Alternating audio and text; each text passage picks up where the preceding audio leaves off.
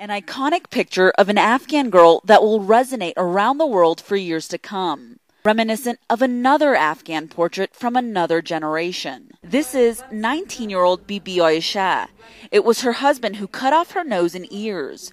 Forced into marriage at 16, she ran away from a life of abuse but was caught. After trial by the Taliban for bringing shame to the family, this was the punishment. Her husband carried it out and left her to die on a mountainside in Oregon province. When they cut off my nose and ears, I passed out, Aisha says. In the middle of the night, it felt like there was cold water in my nose.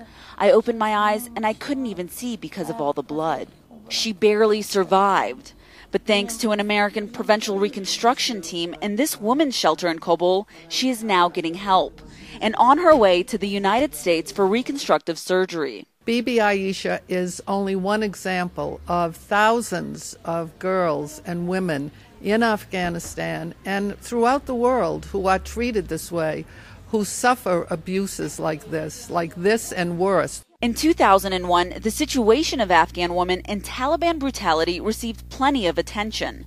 Now, organizations like Women for Afghan Women say the international community is strangely silent on the issue. And with plans of negotiating with the Taliban, many fear it will be the women who will pay the price. United Nations officials here estimate that 90% of women suffer from domestic violence, and they have very few places to turn to.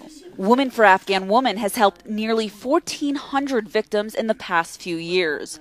It says ignoring women's rights plays into the hands of the insurgency. When you have a population, 50% of a population on their knees, it is very easy for extremists, tyrants, to take over a country. They have a ready-made enslaved population. Aisha is reminded of that enslavement every time she looks in the mirror. But now, at least she is getting a chance for a new life in America. Atiya Bowie, CNN, Kabul.